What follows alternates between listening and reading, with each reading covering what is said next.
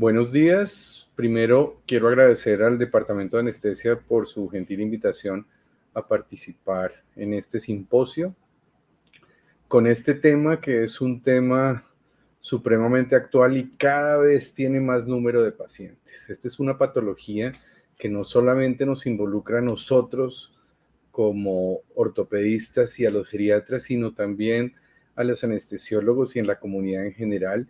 Esto es una epidemia y una cantidad de patologías que nos vienen día a día, como son las fracturas de cadera en el paciente geriátrico. Entonces, estos pacientes pueden tener diferentes presentaciones, como ustedes ven, diferentes tipos de fracturas que son para el público de anestesia son completamente no relevantes. Sin embargo, la relevancia es esta, que el paciente, la fractura de cadera es un indicador de que va a tener otras fracturas como lo vemos en este paciente y especialmente esto, que estamos manejando un hueso frágil en un paciente que ya es frágil. Entonces, esto es lo que nos tiene que hacer ver todo el contexto de cómo manejar estas fracturas de cadera. Existen unos factores que hacen que las fracturas de cadera se vayan a presentar hoy con mucha más frecuencia. Ustedes ven esta pirámide poblacional desde 1985, que son datos del DANE, y vemos como en el 2018 los grupos mayores de 65 años son los grupos que tienen más crecimiento. Y esto también nos lo representa en esta gráfica donde ustedes ven que el grupo mayor de 65 años es el que tiene un mayor crecimiento con respecto a los otros grupos etarios.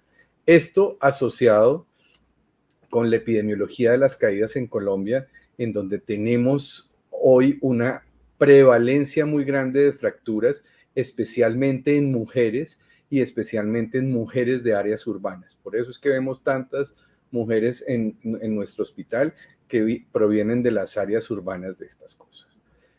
¿Cuáles son las consecuencias de estos problemas, de estas caídas en pacientes ancianos? En general, hospitalizaciones, y las hospitalizaciones son por dos cosas, por fracturas de cadera y por traumas craneoencefálicos.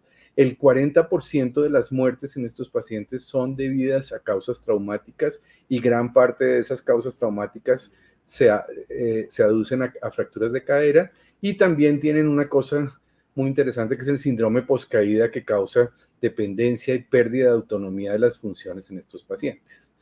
Tenemos que acordarnos que las fracturas de cadera son la última presentación en una cosa que nosotros llamamos la escalera de las fracturas. Entonces, normalmente los pacientes con problemas de osteoporosis inician con fracturas inicialmente del radio distal entre la sexta y la séptima década de la vida.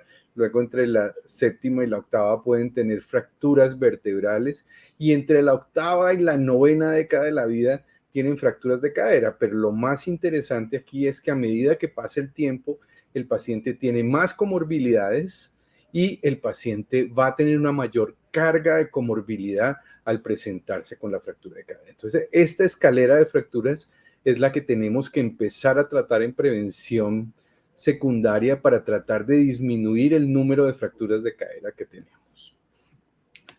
Lo más interesante en fracturas de cadera es que tienen una altísima mortalidad al año. ¿Producidas por qué? No sabemos exactamente. Lo que se dice hoy en día es que es un evento catabólico en un paciente con una pobre reserva para responder a esta patología. Entonces la mortalidad es mayor en hombres, es mayor con la edad, es mayor en el grupo etario mayores de 85 años y está relacionado con el número de comorbilidades.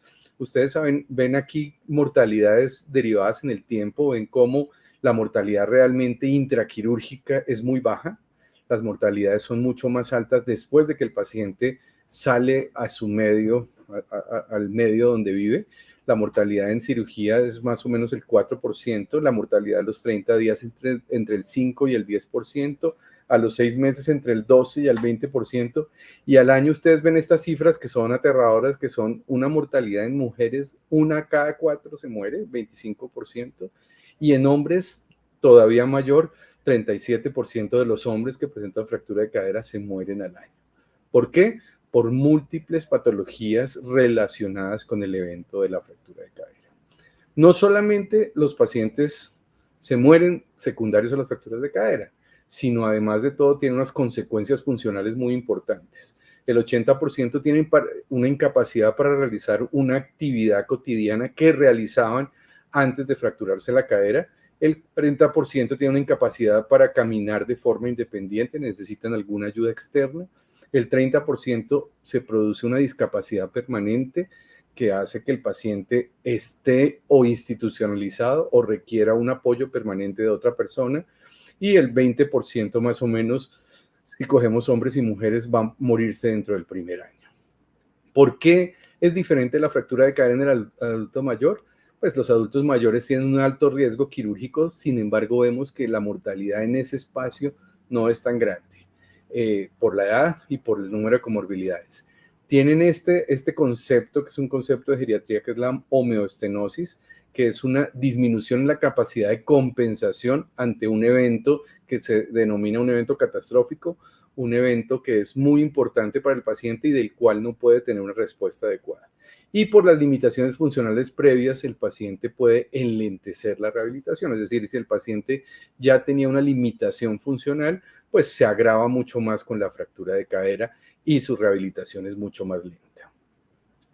La ortogeriatría nace en Inglaterra más o menos en los años 70 y se presentan múltiples modelos. El modelo que nosotros tenemos es este modelo de manejo compartido, el manejo que está en azul, el cual se ha demostrado desde el punto de vista de estadísticas que reduce la mortalidad, reduce la estancia hospitalaria, reduce el tiempo a cirugía y tiene una menor infección posoperatoria, que realmente son unas ventajas enormes. Esto está basado en 5 principios. El principio número 1, que es muy importante cuando nosotros hablamos especialmente con anestesia, es que la mayoría de los pacientes se benefician de la estabilización quirúrgica de la fractura, independiente de sus condiciones basales. Lo que tenemos que hacer es tratar de compensar estas condiciones para llevar al paciente lo más pronto a cirugía. Entre más rápida la cirugía, menor es el tiempo para desarrollar enfermedades iatrogénicas. Todas las complicaciones derivadas del reposo se consideran en estos pacientes enfermedades iatrogénicas. El comanejo con comunicación frecuente evita complicaciones médicas y funcionales. Los protocolos estandarizados mejoran la atención y el plan de alta de estos pacientes empieza desde el ingreso del paciente. O sea, realmente uno tiene que prever qué va a pasar con el paciente desde el momento que ingresa. Esas son algunas estadísticas que son muy interesantes acerca de costos y prevalencia de esta patología. Las fracturas de cadera en los Estados Unidos son el tercer diagnóstico más costoso en medicina, no en ortopedia, sino en medicina. Con un promedio de costo hospitalario, ustedes ven ahí el costo hospitalario durante la primera hospitalización y ven cómo esto se dispara si hay una readmisión por alguna causa. Y es el 9º diagnóstico más frecuente en todas las patologías médicas en los Estados Unidos, son complicaciones secundarias a fracturas de cadera. O sea, estos pacientes realmente reconsultan con mucha frecuencia y las reconsultas son muy costosas para estos pacientes. No solamente tiene implicaciones en costos, sino después del evento, pues el paciente puede descompensar sus comorbilidades, que es una de lo que se aboca hoy en día para mortalidad. Entonces hay una exacerbación de las comorbilidades, hay un deterioro del estado previo, un alto riesgo de institucionalización y un alto riesgo de rehospitalización, y esto es súper importante. ¿Por qué es tan importante tener un centro de manejo de fracturas de cadera?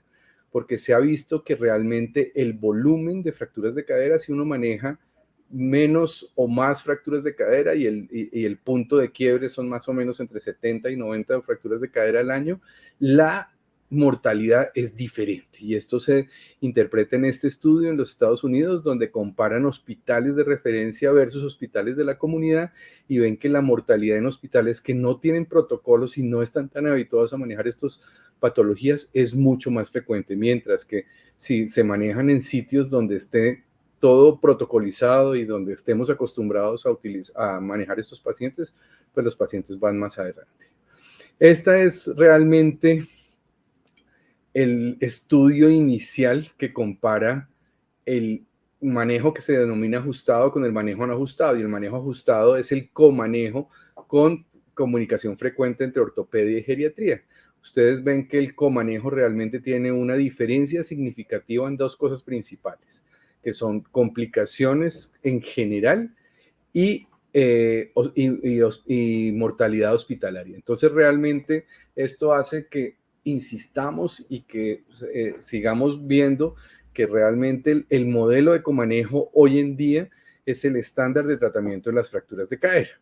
Aquí hay otro metaanálisis donde comparan todos los manejos y muestran que realmente en mortalidad, en mortalidad intrahospitalaria, en mortalidad a largo plazo, en estancia hospitalaria y en tiempo de cirugía, realmente el mejor modelo es el modelo ortogeriátrico de comanejo con comunicación frecuente.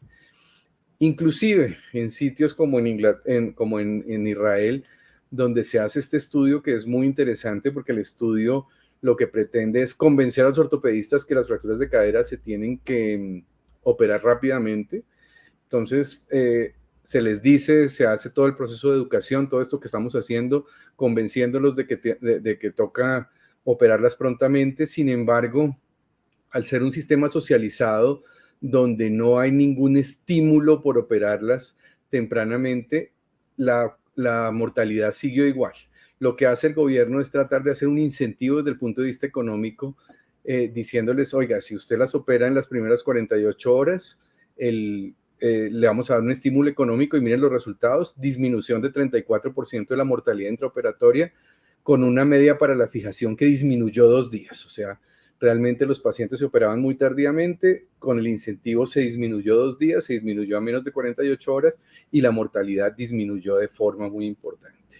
Otra cosa que está demostrada en la literatura es que la estandarización en las técnicas quirúrgicas también es determinante. Este es un estudio de los daneses, en donde ellos lo que hacen es tener un algoritmo de fijación en diferentes fracturas de cadera y con esto mostraron una disminución en las tasas de reoperación de 18 a 12% en 2.000 pacientes de forma consecutiva durante un año.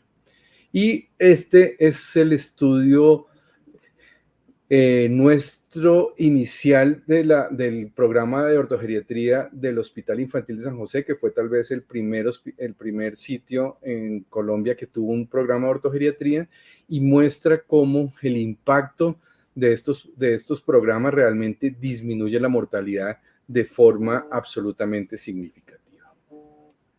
Este es otro estudio que es muy interesante acerca del impacto de la comorbilidad y la asociación entre retardar la cirugía y mortalidad. Este también es un estudio danés. Los daneses tienen una línea de investigación muy importante en fracturas de cadera con una población encerrada y miran que realmente el retardar la cirugía, inclusive por comorbilidades, realmente no mejora las tasas de mortalidad, sino que las empeora. Entonces, realmente lo que tenemos que hacer es una optimización de lo optimizable, no pensar que vamos a manejar todas las patologías, y vemos que realmente disminuye la mortalidad. Y estos son algunos estudios que publicamos este año sobre experiencia de nuestro programa en educación. El que está arriba es un estudio en 3 o 4 países, en Colombia, en Paraguay, en Alemania y en Austria, donde mostramos modelos de educación en programas ortogeriátricos y realmente el impacto que tienen. Y este de abajo es muy interesante, que está recientemente publicado, que es la experiencia de los programas para fracturas en general, de los programas de identificación de fracturas en Colombia y la experiencia de estos 10 programas en cuanto a identificación de fracturas. ¿Cuál es nuestro protocolo? Los pacientes aquí ingresan todos a urgencias, entonces es una patología que es de urgencias y tiene que ser manejada como una patología de urgencia. El paciente ingresa por una fractura con más de 65 años, se hace una historia completa, se hace mucho énfasis en el manejo del dolor. Afortunadamente, hoy en día estamos manejando el dolor aquí con los bloqueos de fascia ilíaca con una excelente disminución en el consumo de opioides, en el disminución en el delirio transoperatorio y una mejoría realmente en los efectos secundarios de los opioides en estos pacientes que están acostados, con una mejoría de todos estos efectos secundarios de los opioides que tienen en estos pacientes. hacen los medicamentos, la analgesia que ya vimos cómo la hacemos con el bloqueo de fase ilíaca asociado con otros medicamentos, la toma de la radiografía, se hacen todas las órdenes y el diagnóstico de la patología como tal. Se hacen las interconsultas a geriatría y a anestesia. Anestesia normalmente nos valora el paciente y determina de acuerdo a la historia clínica y de acuerdo a cómo está el paciente, cuál es el proceso a seguir. Normalmente se priorizan estos pacientes para que se operen durante las primeras 48 horas y el grupo de anestesia también nos ayuda haciendo el bloqueo de fase ilíaca que se hace tempranamente. Se solicitan las autorizaciones para cirugía y ya nos vamos a la fase quirúrgica, en la cual debe ser una cirugía rápida con una optimización de comorbilidades en menos de 24 horas y continuar con el manejo en conjunto.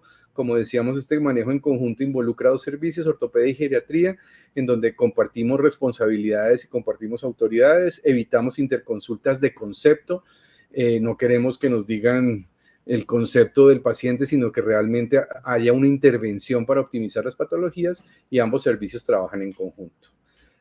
Hacemos los protocolos, una estabilización rápida, cirugía temprana, deambulación temprana, evaluación complementaria por los dos servicios, una rápida salida y evitamos complicaciones de polifarmacia.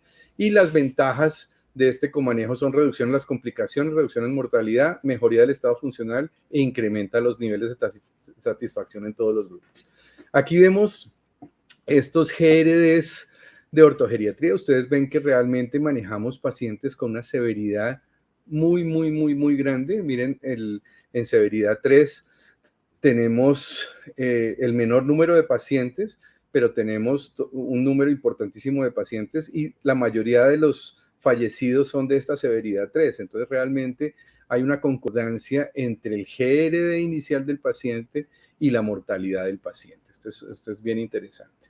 Nuestros indicadores de delirio son realmente muy bajos. Los indicadores de reingreso también son muy bajos. La mortalidad a los 30 días es de 3.07 y este es nuestro indicador que estamos más orgullosos, que es que la mortalidad al año es 9.09%. Vamos entre 9 y 10% en todos los años y la mortalidad acumulada, pues hoy en día la tenemos en 9.67. Este es el penúltimo dato, pero la tenemos en 9.67, que realmente es un dato muy mostrable.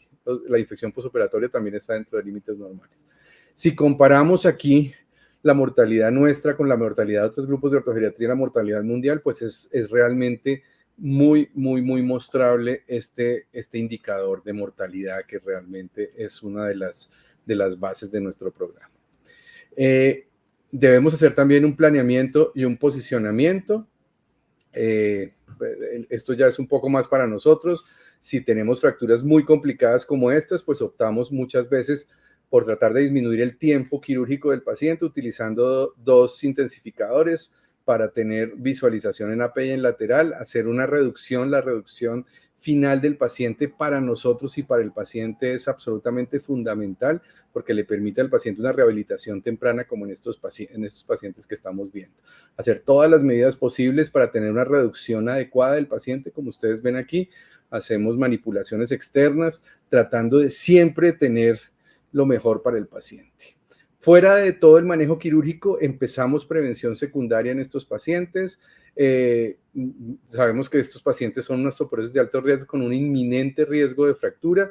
Entonces hacemos prevención secundaria manejando factores de riesgo de caídas y empezando el tratamiento de la osteoporosis. Vemos estos factores de riesgo para fracturas, estos que es el modelo de la Organización Mundial de la Salud, e impactamos todas estas cosas e iniciamos un tratamiento con algunos de los medicamentos que están listados aquí, mirando que no tenga ninguna contraindicación el paciente para estos medicamentos y tratamos de hacerlo desde el principio.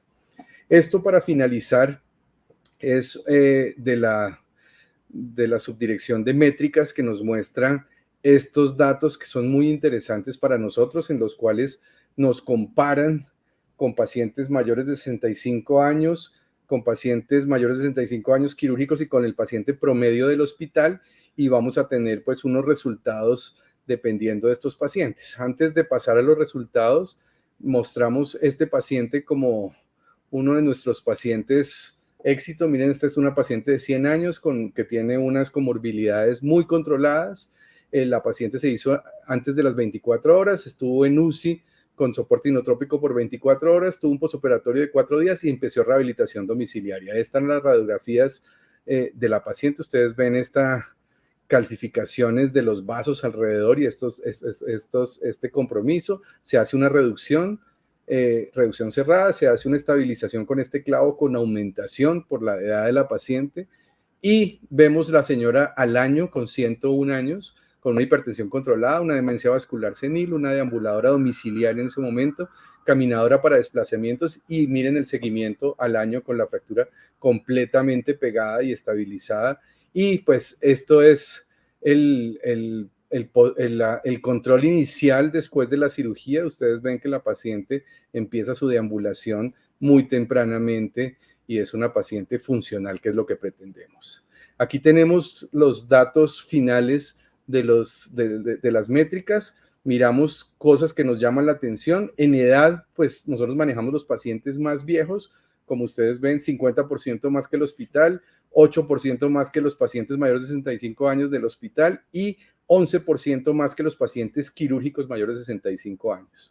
Los costos son bien interesantes porque estamos catalogados como que nosotros somos muy costosos. Sin embargo, miren esto, somos 67% más costosos que un paciente promedio del hospital, 35% más que un paciente mayor de 65 años, pero 13% más baratos que un paciente mayor de 65 años quirúrgico.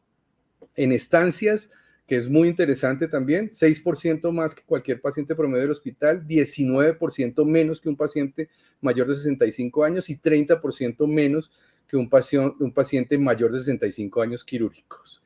Y en UCI realmente no hay una diferencia en la utilización de unidades de cuidado intensivo, pero en esta mortalidad sí es bien interesante.